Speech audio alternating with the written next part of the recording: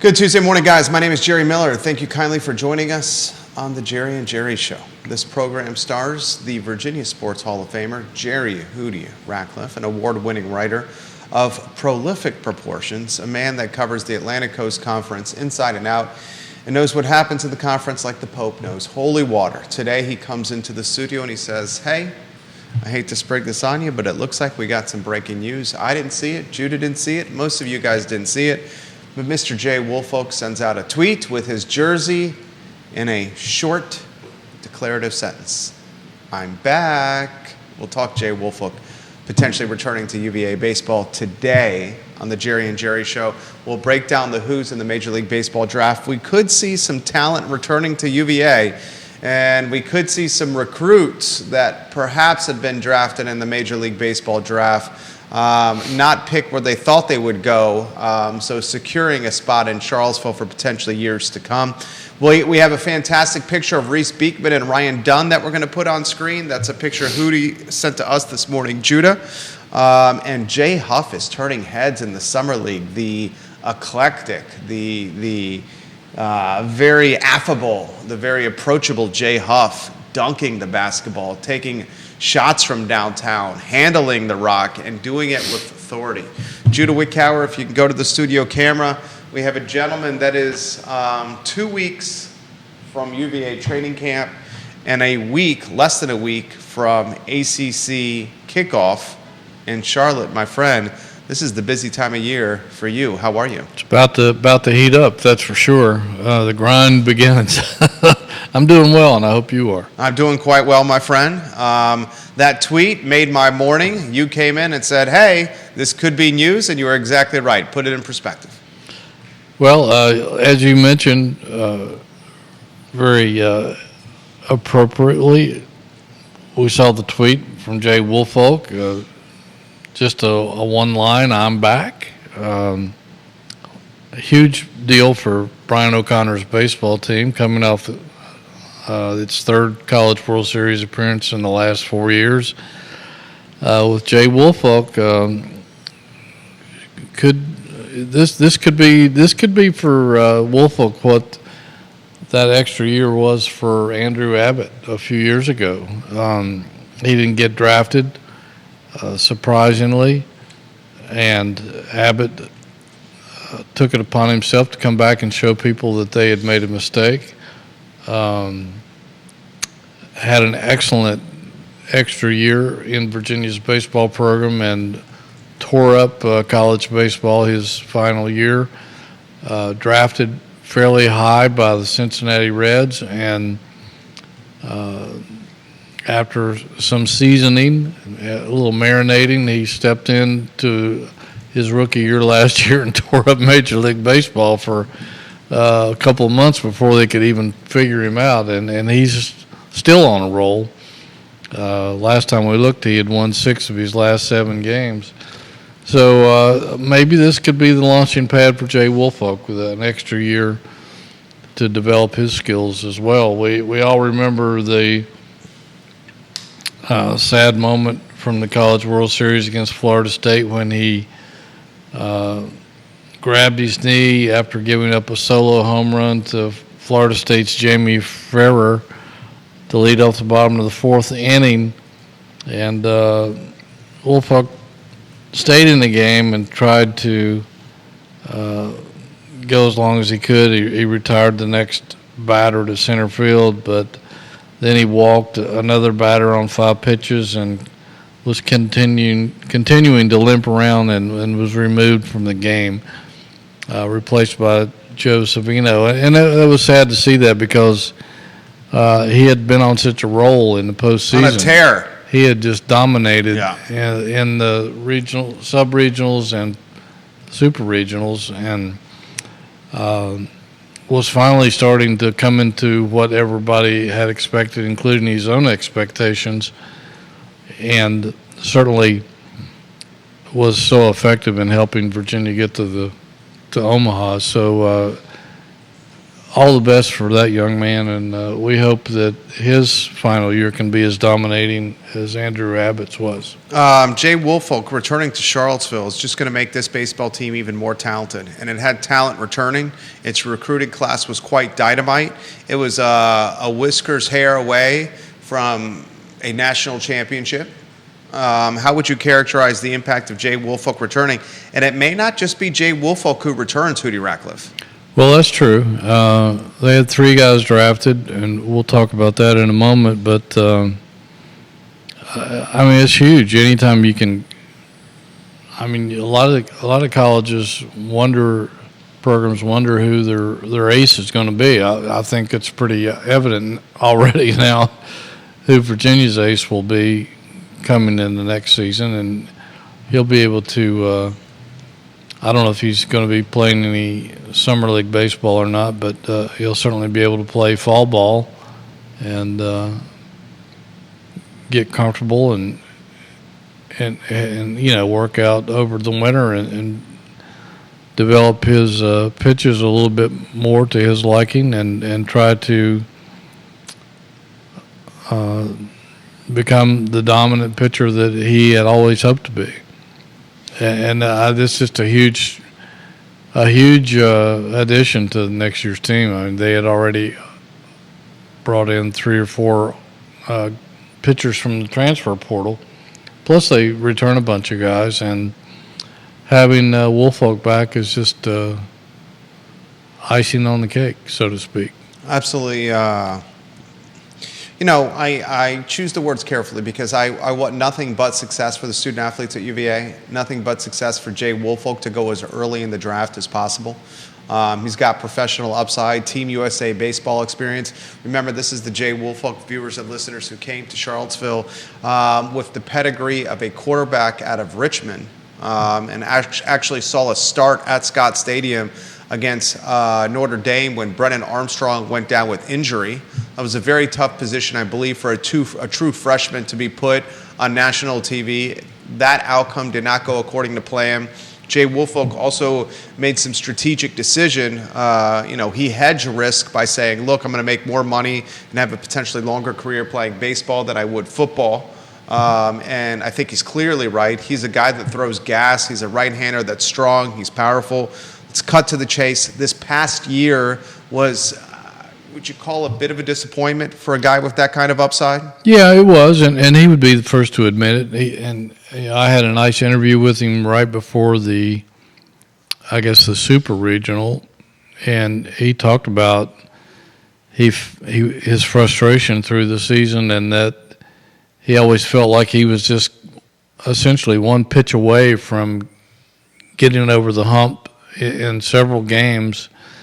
He talked about the low point, giving up I think it was a big home run. I can't remember if it was Miami or Florida State, but yeah, he was just so depressed at that point of the season and felt like that maybe he just was never going to live up to his dreams. And Brian O'Connor, to his credit, brought him into his office, and that wasn't the only meeting he's had with Jay this past season, but it was the most effective. And they were looking at his stat sheet, and O'Connor handed it to him, and he said, "Jay, tear that sheet up right now. Just tear it up." And of course, he followed Coach's instruction, and he said, "New beginning. We're starting all over, fresh start." And they had planned at that point to start him in the postseason, and man, did he ever deliver. And sometimes things like that can get into an athlete's head, and first sign of anything going wrong, it's here we go again, and the negative starts to override anything positive in your mind. And to have a coach that tells you to just rip that up and start all over again and has faith in you is sometimes that's all it takes.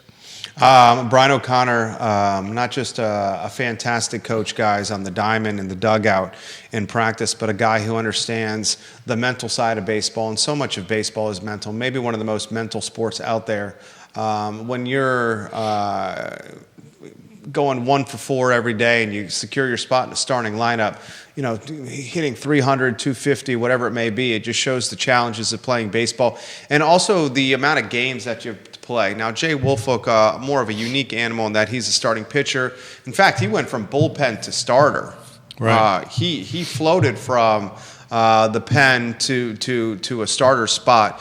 I still see, and I'll throw this to you, Hootie, as a guy that could have a very, very long career in professional baseball. Yeah, I mean, you look at his velocity and his assortment of pitches, and that's only going to get better. Exactly. I don't know if the velocity will get better, but his control and his command. Exactly. And, I mean, there's not a lot of guys out there that throw 95 miles, 96 miles an hour, so he's got that going for him in a big way. And he was ranked around the 25th best right-handed pitcher available in the draft, somewhere around number 250 overall. I was a little surprised he didn't get picked, but maybe that will just make him more determined to be even better next year. Folks already offering commentary on Jay Woolfolk. This question comes in: is he the clear-cut opening day starter, Friday, Saturday, Sunday type of guy for the Who's? Clear cut to me.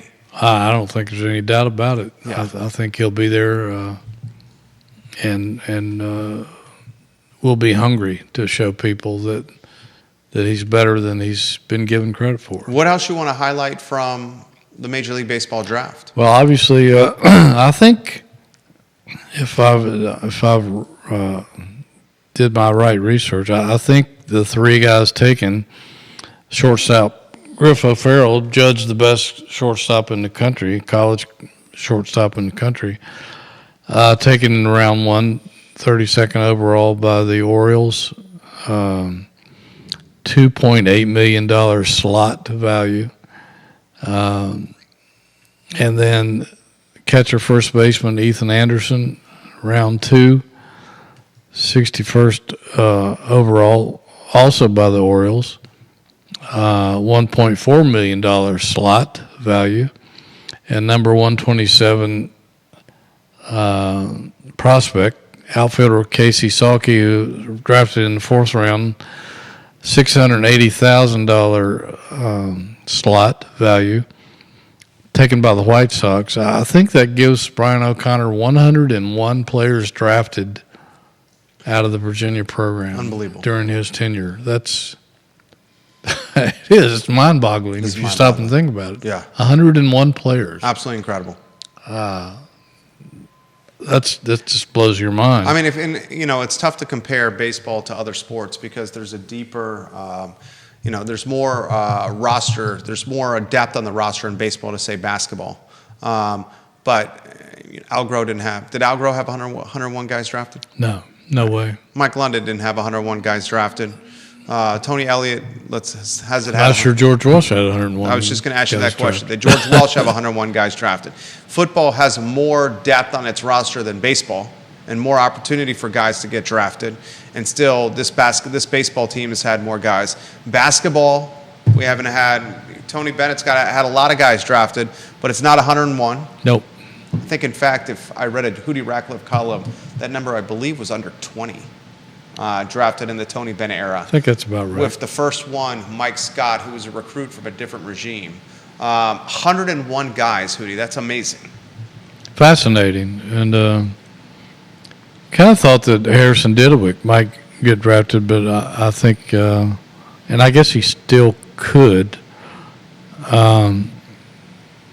I don't know. Is the draft over? Oh, no. Yeah, I thought there was still some left. But I guess he could still. Yeah, that's right. It's not over. He could still be drafted. I guess Woolfolk could still be drafted, but if he's coming back, I don't think. I think he's kind of made up his mind on that. And there were three recruits, Virginia recruits for the 25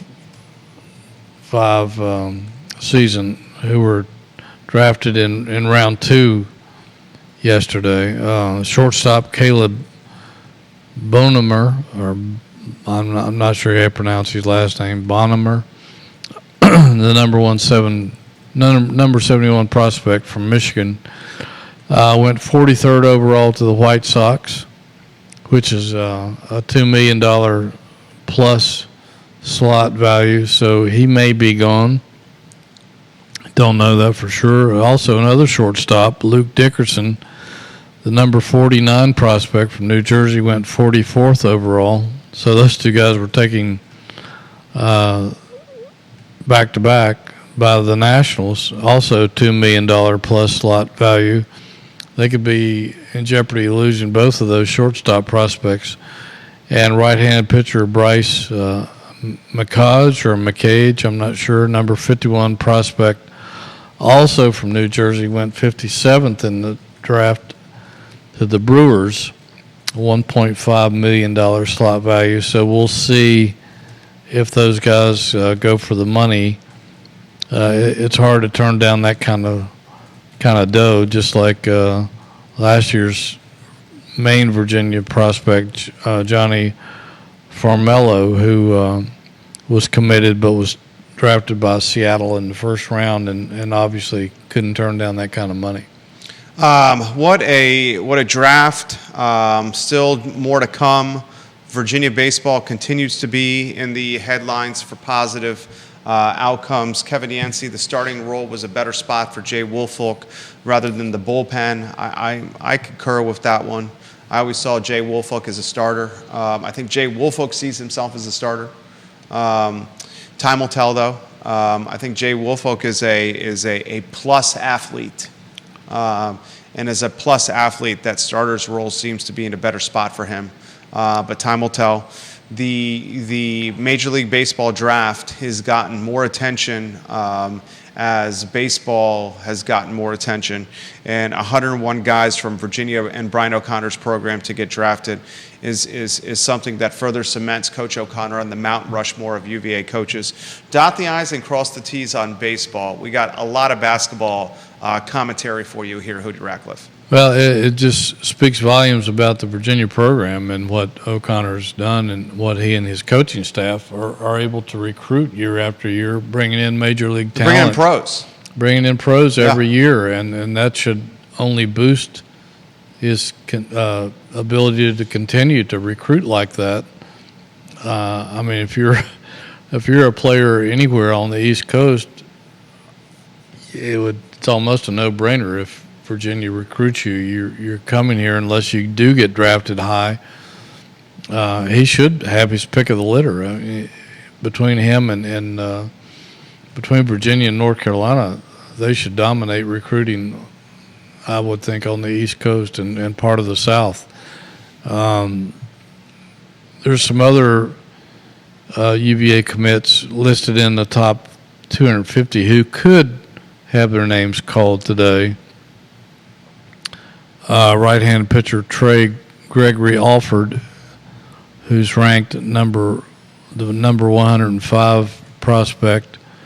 He's a right-hand pitcher. Southpaw Tomas Valanukas. I'm not sure how you pronounce his name. Number 107 prospect, and left-handed pitcher William Kirk, the number 110 prospect, and third baseman Aiden Harris, number 168 prospect. So hopefully this recruiting class isn't wiped out by the Major League draft. He's got pros year after year coming to Charlottesville, guys. And it's just a testament to the staff and Coach O'Connor and the program they have built. Another guy who's built an incredible program is obviously Tony Bennett and the basketball team. Ryan Dunn turning heads with the Phoenix Suns. I was reading coverage of what Ryan Dunn is doing well in Phoenix. This was, and I'm paraphrasing here, what he's doing well. He's a menace defensively. He can guard multiple positions. They're using Ryan Dunn to guard wings. They're using Ryan Dunn to guard primary ball handlers. Ryan Dunn is a menace on the offensive glass with tip-ins and finishes and flushes off missed shots. He is a shot blocker. It is exactly what he's done in Charlottesville. again in the National Basketball Association. And exactly why the Phoenix Suns wanted him, because they have a plethora of shooters. Exactly. So they didn't draft him to come in and score. They knew he could play a valuable role in their organization, doing just those things that you mentioned. And he made his debut last Saturday night in Vegas against Reece Beekman's team, believe it or not. I think you have a photo you can put on screen of Ryan Dunn and Reece Beekman next to each other, Judah. Great photo of those guys. And Dunn started that game.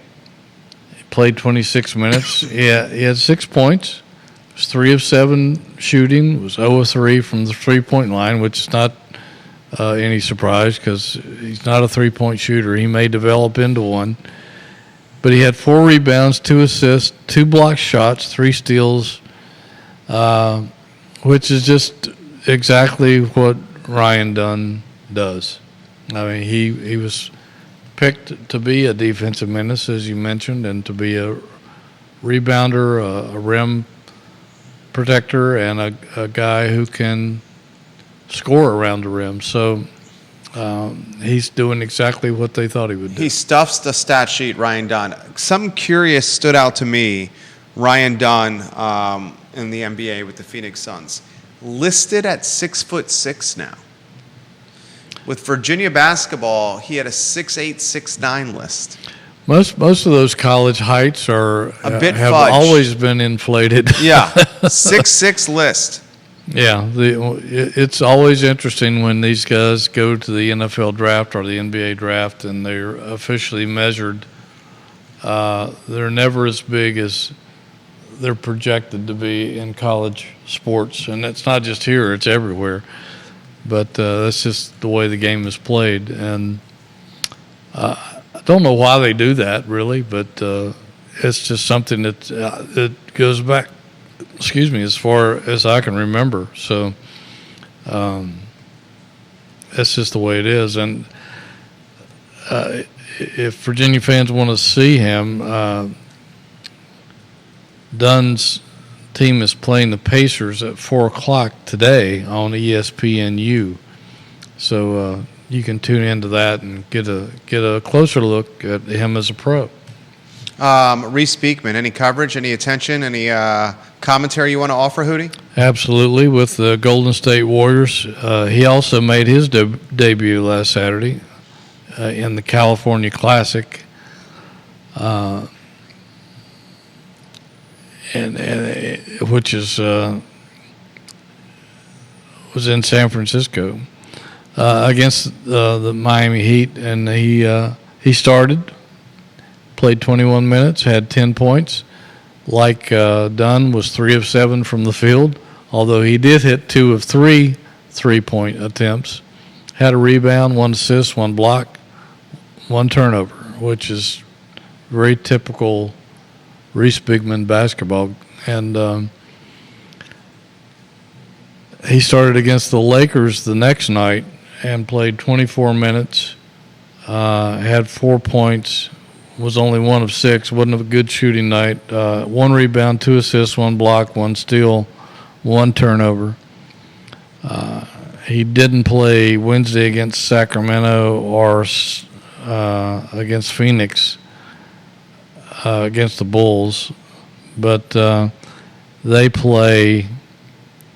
Golden State plays the Cleveland Cavaliers tomorrow night at 10 o'clock on NBA TV, so Virginia fans can get a good glimpse at Dunn and Beekman over the next 2 days if they want to watch them as pros. And we would be remiss not to highlight a unicorn of sorts, and Jay Huff. Jay Huff, guys, while he may not be an NBA player, he does seem to have an NBA skill set. He may be, and it's tough to say this, in between positions, Jay Huff. And we're talking about a guy that's 7 foot plus. The problem is, where does a guy with this kind of talent, where you can shoot from downtown, you can block shots, you can handle, you can pass, where does he play position-wise on the floor? Maybe too light in the britches for the 5, maybe not quick enough to play defensively on the wing. Jay Huff is turning heads nevertheless in the summer league. I think he's probably more of a stretch four, is his natural position. And I don't know if people saw this, but there was a great I saw clip it was on amazing. you see on Twitter. Yeah. He blocked a shot on one end. Yeah. Took the ball, went the length of the course, coast to coast, and slam dunked on the other end.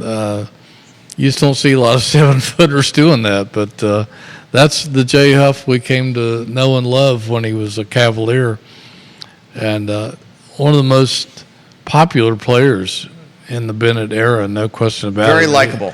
Very likable guy. He has such a glowing personality and a fun guy to be around. Lighthearted, enjoys life. He's made some just highlight reel dunks in the summer league already. He made his debut in Vegas on Friday a week ago. Played 23 minutes, 16 points, 7 of 9 field goals, Jerry. 6 rebounds, 2 assists, 1 block, no turnovers. He started against Sunday against the Pelicans, had 13 points, 5 of 11, hit a three-pointer, 6 rebounds, 1 assist, 1 block, 1 steal, 1 turnover in 25 minutes. And just a crazy stat that my son pointed out, Scott Ratcliffe saw. Jay Huff had 8 personal fouls in one game. You can't foul out in the summer league. You can see him tomorrow night at 7 o'clock ESPN Plus when the Magic plays the Grizzlies, and then again on Thursday night against the Nets at 8 o'clock on NBA TV. So, Scott Ratcliffe making the program better, one of the key team members at JerryRatcliffe.com. He said from a baseball standpoint, aside from the drafted players, Brian O'Connor also currently has 8 players in the majors and 26 in the minors. Scott Ratcliffe, that is just fantastic information right there. he knows his stuff. From a guy who loves data and stats. And I don't know anybody who watches more Major League Baseball and more NBA basketball than he does. I don't think that person exists. Brian O'Connor also currently has 8 players in the majors, 26 in the minors, along with the 101 drafted players. Jay Huff, this is important to emphasize here. I'm like Scott Ratcliffe, I'm a diehard NBA fan. Huff has got a pretty impressive G League resume. He was the defensive player in 2023 in the G League. He was an all G League first team performer. He was on the all G League, all defensive team, and he led the G League in blocks. Yeah. So he is one of the best players in the top minor league of domestic American basketball, which is the G League. It used to be called the D League. It's now the G League. He might be in between positions, however, when you're trying to crack into the NBA. This guy easily could be a superstar in European basketball. Oh, yeah, no question about it. You would think of all the NBA teams that surely somebody could find a place on their roster for him. He does. He just has so much talent on both ends of the floor. He got in the 2022-2023 season, he got about 14 minutes a game for the Washington Wizards. Yeah. This past season saw very limited action for the Denver Nuggets. I mean, very difficult to crack in at the 5 spot if you're playing in Denver with the Joker on the roster. No question. And maybe a great guy to learn from, the Joker. Yeah, true. And maybe he'll fit in better with the Magic. I don't know. I don't know their roster. You probably are more familiar with them than I am, but I'd just love to see him get a chance to stick with somebody for a full season and see what he can do. 7'1", 240 pounds. He's put on some weight. Jay Huff, the 26-year-old, trying to make a career for himself in some professional basketball. My friend, what has stood out to you from the UVA players in the summer league?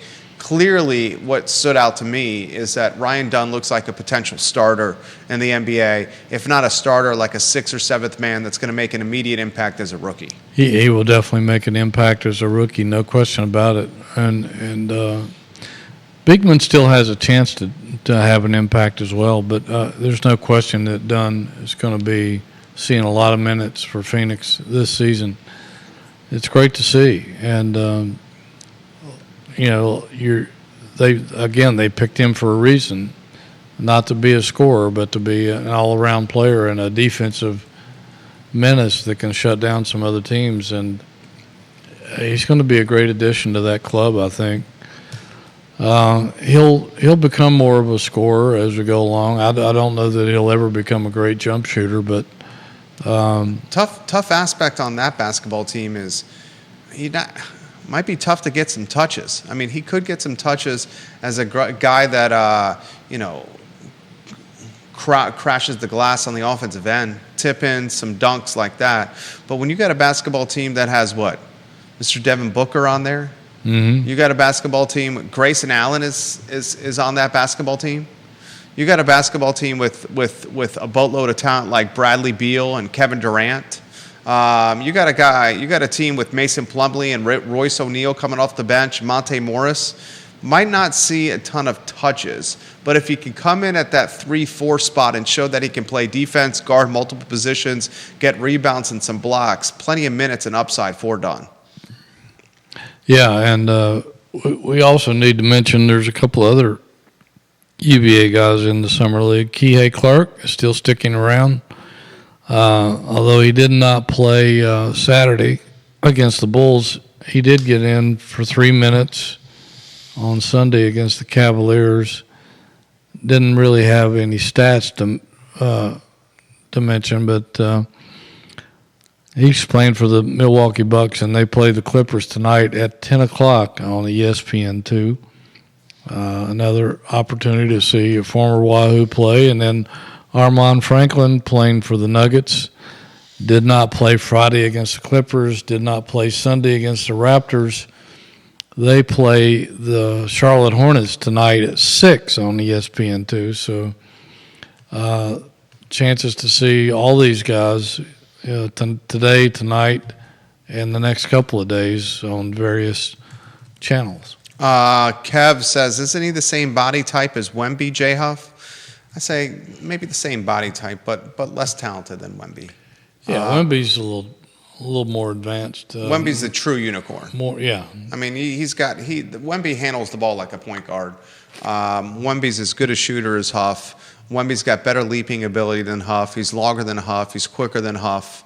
More explosive than Huff. Just a more natural athlete. More natural athlete than Huff. That's what maybe one of the knocks you can have on Jay Huff is you probably aren't looking at the most athletic 7'2" guy.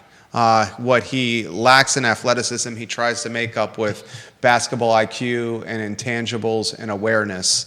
But unfortunately, basketball IQ, intangibles, and awareness are almost most of the pros in NBA basketball. Have a lot of that skill set right there.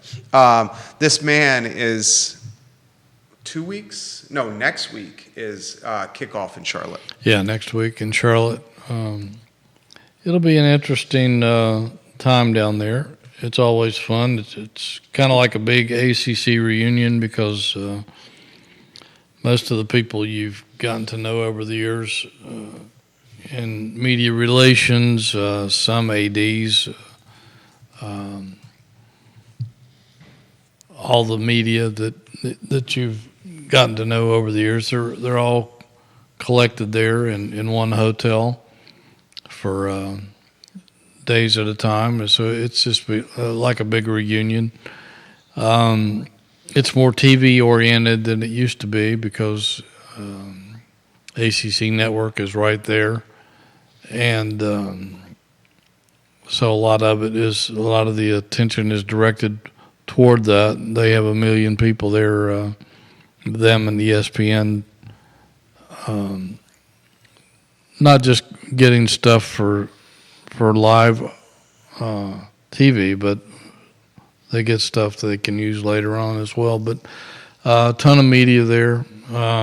Again, all 18 ACC coaches, including the new coaches from Stanford, Cal, and SMU will be there. 3 or 4 players from each team to talk about their programs and their expectations for the season. So it's it's the true signal for the start of college football season. What's some of the top storylines you're watching in the ACC this coming year? It's got to be the new teams entering conference play. That's going to be a huge deal. I'm sure those teams are excited about playing new opponents in a brand new conference, and they're probably as curious about the rest of the ACC as the ACC is about them. So that'll be a huge storyline. Of course, the Florida State Clemson threat to exit the ACC, which I think probably took a little bit more of a backseat this past week because of the court ruling that any kind of decision like that is going to be decided by a North Carolina court rather than a Florida court, which I would think weighs heavily in the ACC's favor. And the fact that the SEC has essentially said, we're good. We don't need any more teams. We're good for a long, long time. The Big Ten doesn't seem to be interested in either Florida State or Clemson. So their only other outlet is to go to the Big 12, which, why would you do that? The Big 12 is ranked below the ACC as it is, so, it doesn't make any sense to me. But that's going to be a storyline. Also, it'll, I imagine most of the projections and most of the voting will be having Florida State and Clemson battling out for the ACC title this year, and it'll be an 18-team race. There's no divisions. It's 1 through 18. It's going to be picked by the media down there. What do you make of that? It's kind of bizarre, really. I mean, you're in an 18-team league, and I was one of the people that was against going away from divisions because I felt like, it's okay if you're Florida State or Nebraska, Clemson, you're going to be favored most years to fight it out for the ACC title, possibly a slot in the college football playoffs. But the division gives the second-tier team a chance to make a conference championship. Exactly. And then anything can happen. Exactly. And, like in 2019 when Virginia won the Coastal Division for the first time since they went to those, they were in the Orange Bowl. For Virginia to get to the Orange Bowl now in an 18-team league, it's incredibly remote.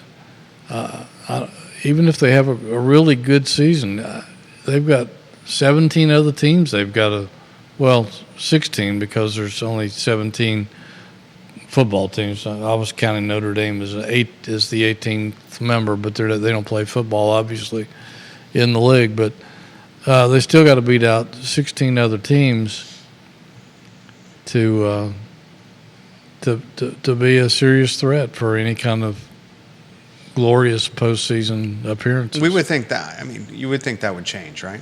Eventually? I would hope so. There's so much extra money in a conference championship. And there's so many teams. They're still going to have a conference championship. It's just going to be the top two teams. Right. And that could be from the same division every year. Right. Or what used to be a division.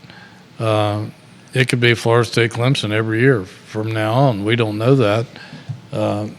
Some other teams might be able to crack into that, but for the immediate future, nobody's investing money like those two, except maybe SMU. And it's just, everybody else is playing behind, like with one hand tied behind their back.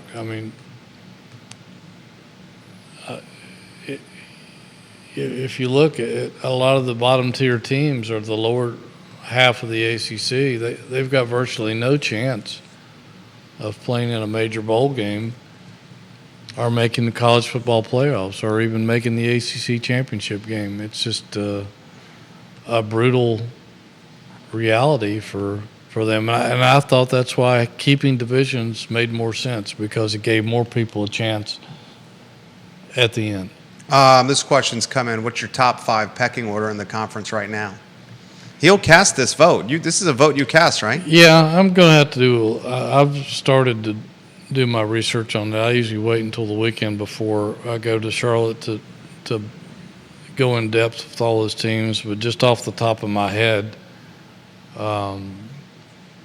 it's clearly Florida State, Clemson. I wouldn't discount SMU at the moment for being in the top 5. NC State, if they can get the quarterback situation straightened, to their liking. After that, it's pretty tough. I don't think there's a lot of really great teams in the conference right now. So I think those would be my top 3 or 4 at the moment without doing more research on it. Louisville lost an awful lot of people to the transfer portal. Even though they had a lot of talent in the program, I don't know if they've sustained that talent level going into this season or not. I'll have to read up a little bit more on them, but I don't think Carolina is going to be there. They're starting over with a new quarterback and a new offensive coordinator, I think a new defensive coordinator. Pitt, I don't know if they're there. I think Duke's going to take a tumble. Georgia Tech is getting a lot of noise, but I'm not sure they're ready to break through either. So I would say those are my top 3 or 4 heading into my research. How about the Virginia Tech comparison at this point of the season? I did forget about Virginia Tech. They did not lose really any players to the portal. They've got a lot of people returning. They could have a really good year. They could be a top 5 team if they get some things going in their direction. I haven't looked at their schedule yet, so I don't know how challenging it is. Normally it's not, but I'll have to check it out and see. But they definitely have a top 5 potential, at least heading into the season. Do you want to offer a head-to-head comparison between Virginia and Virginia Tech? We got a couple of Hokie fans asking for that head-to-head comparison. Well, I don't think there is much comparison. Not right now. Tech and Virginia right now. Yeah. I think that was evident last November, and I think Virginia will be much improved this year, but they've got a ways to go. They've got a lot of talent returning, maybe many returning starters as anybody in the conference, maybe more than most. But and I think Virginia will be better. But to say that they're on the level of Virginia Tech would be foolish at this point in time because they haven't proven it. Do we read into Tony Muskett coming to ACC kickoff instead of Anthony Calandria? I think a lot of people will probably read something into that, although I don't think you should. I think he's probably going because this is his final year of college football. Is he a team captain? Probably. If he's not, he probably should be. But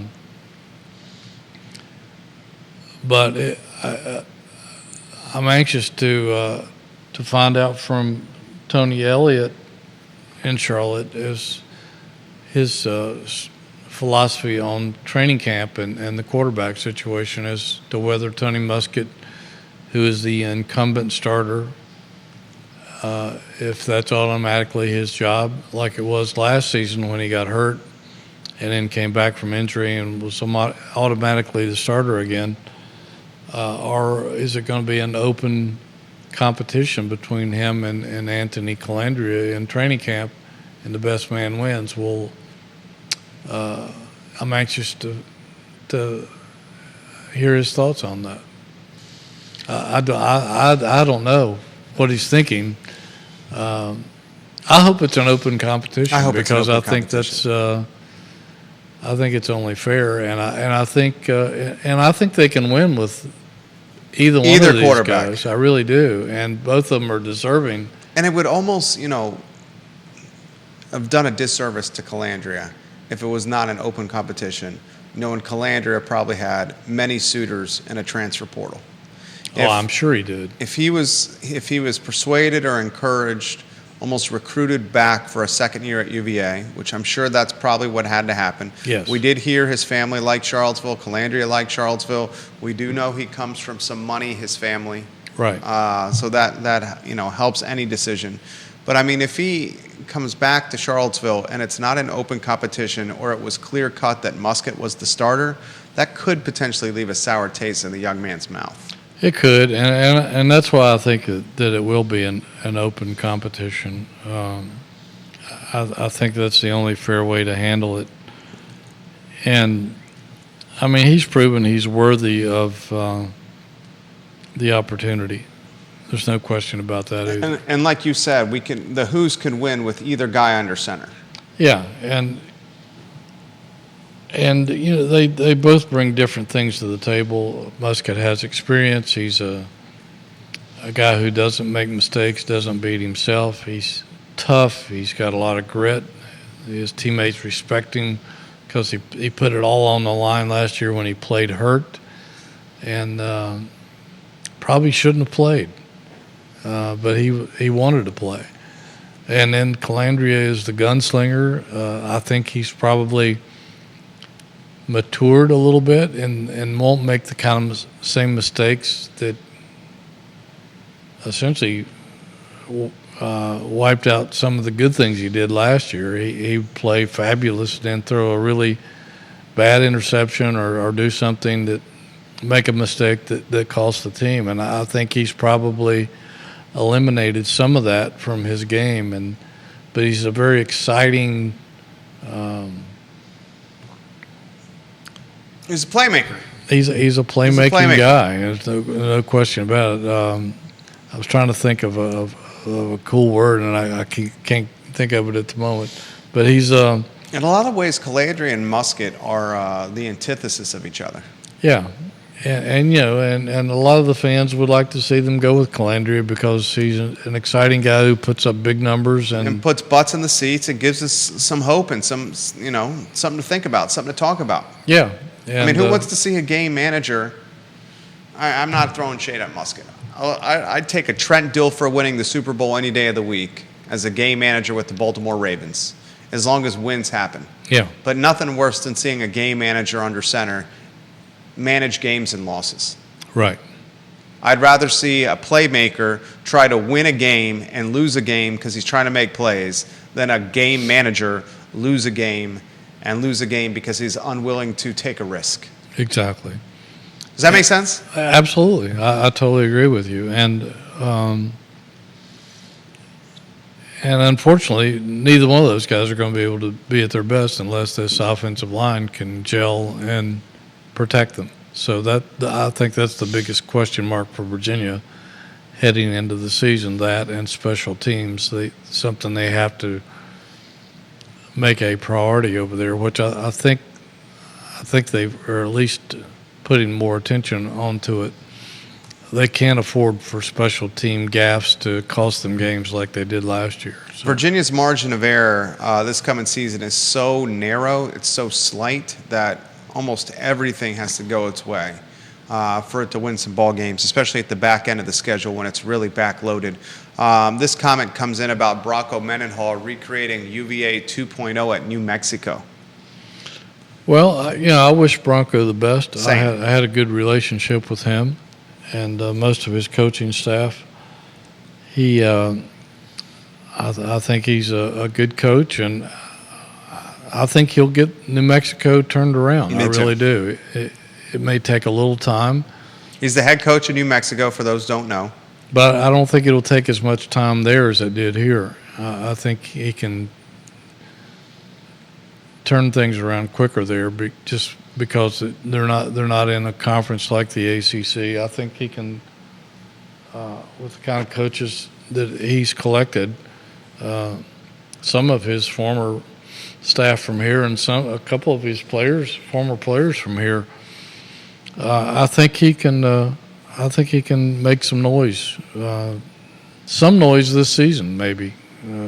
Their schedule is not the most challenging in the world, and so I think he could possibly put some wins. And let's remember, Bronco, the one-time defensive coordinator at New Mexico. Yeah, he is. Defensive coordinator during the Brian Urlacher era. In a lot of ways, they invented a defense, a 3-3-5, built around Brian Urlacher, with a hybrid linebacker safety position that Urlacher was able to parlay into a Chicago Bears Hall of Fame career. Yeah, a terrific player. And Bronco, he knows some defense. There's no question about it. And that's his strength for sure. And he's pretty good at identifying talent too. I mean, he brought, even though he didn't recruit the state of Virginia very well, he was able to recruit around that and bring in some really good talent from elsewhere. And had he stayed here, that he had a pretty good recruiting class coming in here. Most of it didn't arrive because that class was sabotaged by Robert and I. Yeah. And but there were some pretty darn good players headed this way. So I think he can recruit, and I think he'll get that program back on the map. We'll follow the team closely. We'll follow Virginia closely. He's at ACC Kickoff next week. We're 2 weeks from training camp. Yeah, it's around the corner. It's kind of snuck up on us, but